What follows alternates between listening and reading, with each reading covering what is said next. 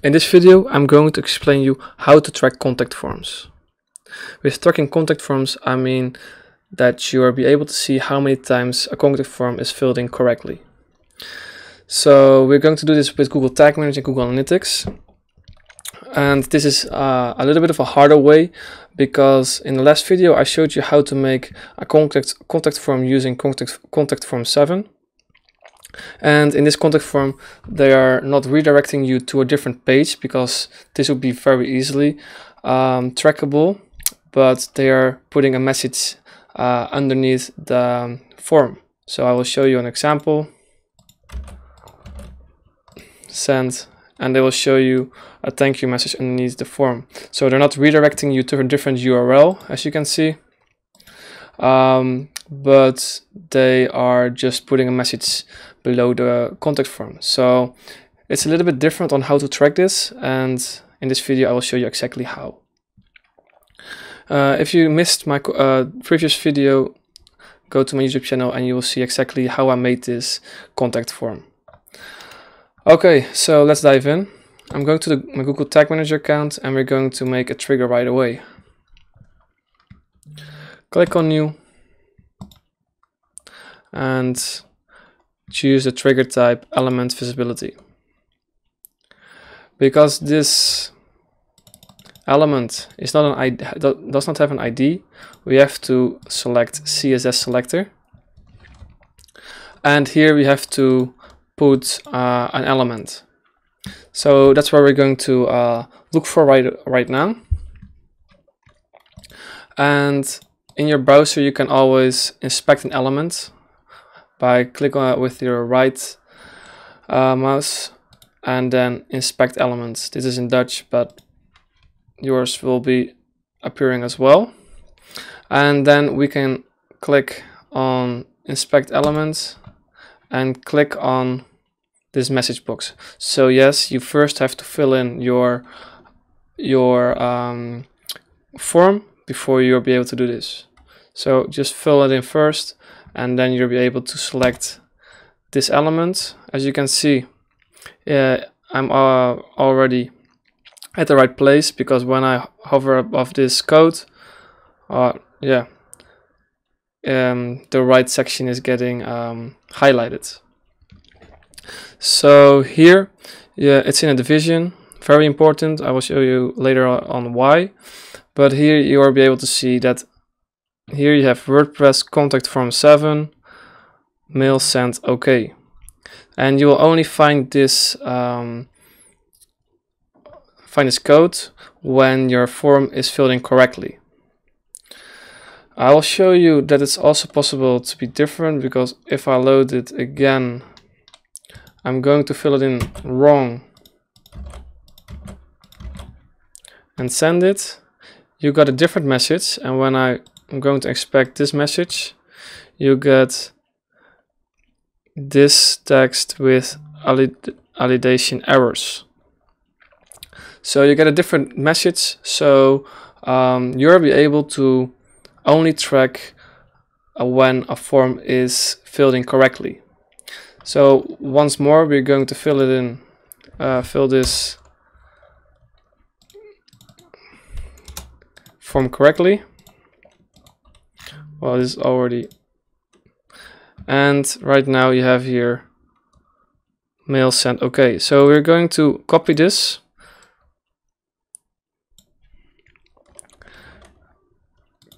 copy, and as you can see, still it's in the division. So we're going back to Google Tag Manager, Element Selector, and because it's in a division, we first going to type div and then a dot. So from here, the div, to specify it's in a division, the dot, and then because of the dot, it's going to the second line or underneath what's in the class, and we're going to paste this line of code, because this is what you will get when you type in, when you fill in the form correctly. So division dot and paste this line.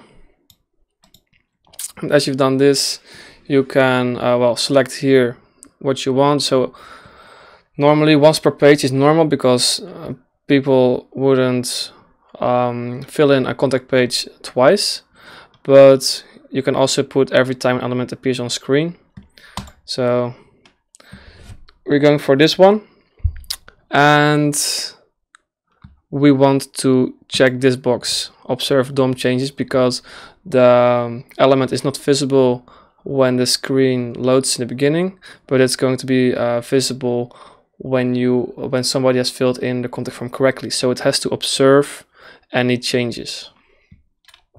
So right now we can keep it to all visible events and save it. We give it a name, contact form visibility, and save.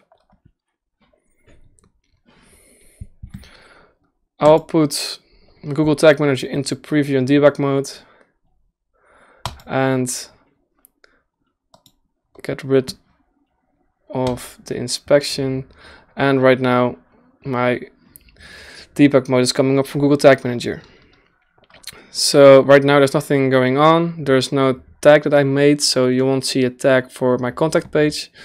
But when I fill this in correctly, you'll find out that there is an element visibility. You can look here at the variables, but unfortunately there are not that many variables. Well, because for the reason one, because we didn't select any variables, but the second reason is because the visibility element doesn't give you a lot of variables. So that's why we also didn't click on any variables or select any. But yeah, as you can see in the summary, the element visibility, it works. So when you do the same, this should appear in your debug mode from Google Tag Manager. And now we're going to make a tag.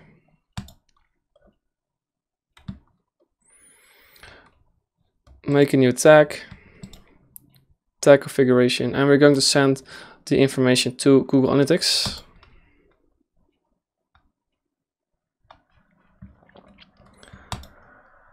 It's an event, and we're going to fill in a category and an action.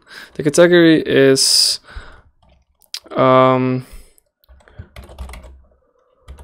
contact form or just form, and action is contact us.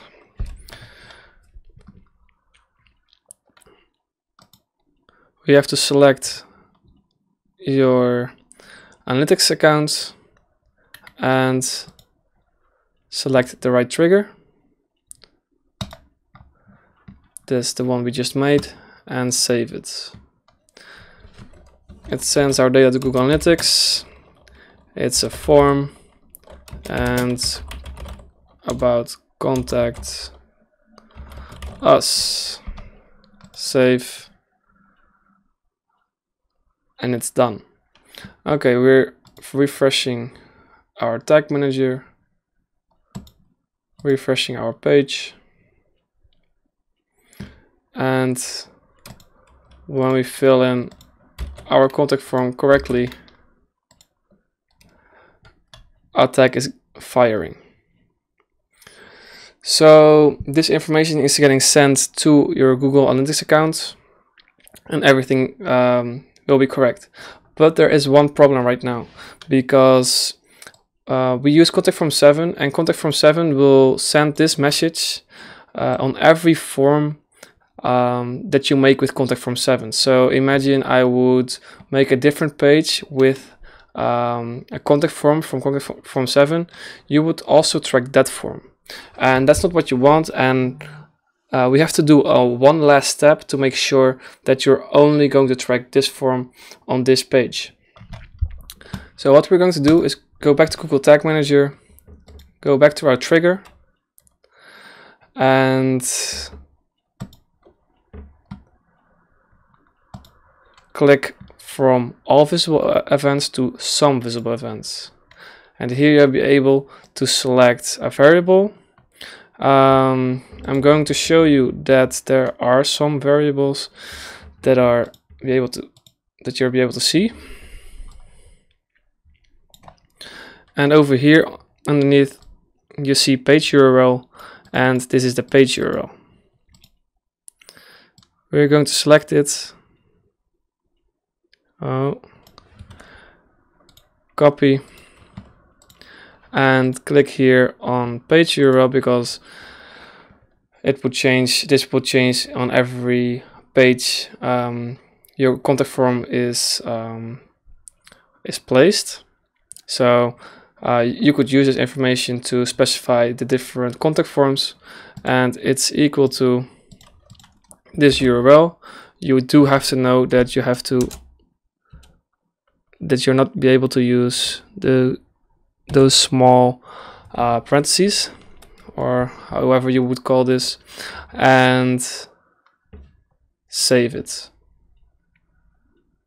So right now your contact form tag would only fire on this page, and when you fill in a contact form on a different page, it will not fire anymore. So I'm going to refresh and show you once more that the tag still works on your on the right page.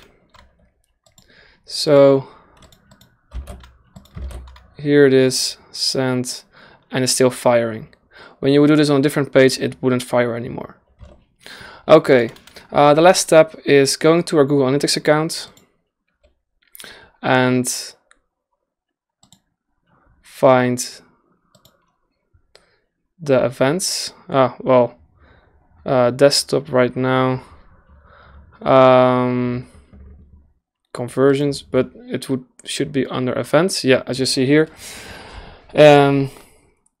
As you see, it just happened a few times. This event happened, the form and event action contact us.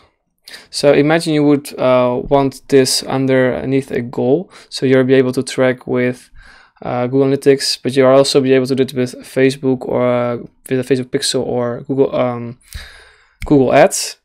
But I will show you in how to do it in Google Analytics, how to make a goal out of this event. So you can go to admin, goals, make a new goal, and we're going to make a custom one. The name of this goal is contact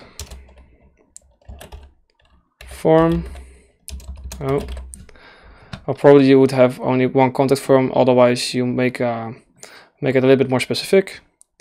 And select event, continue, and over here you have the category in action, and well, so we're going to look for which category in action we gave it, and those are, as you can see here, form and contact us. Well, you don't have to fill in both, so I would say take the most specific one, because probably you're going to make more with form but not with the action contact us. So you can copy this action, go back here, and we're going to action, paste it, and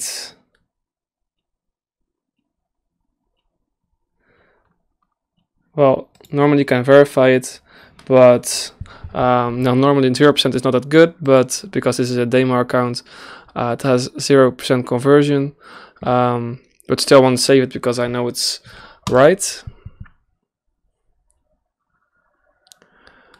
And well, right now this event is a goal, so when you would go to real-time and conversions, you will be able to see that the contact form has a hit. So I'm going to fill it again to show you that the goals are getting measured. I will also put Google Tag Manager out of a preview mode,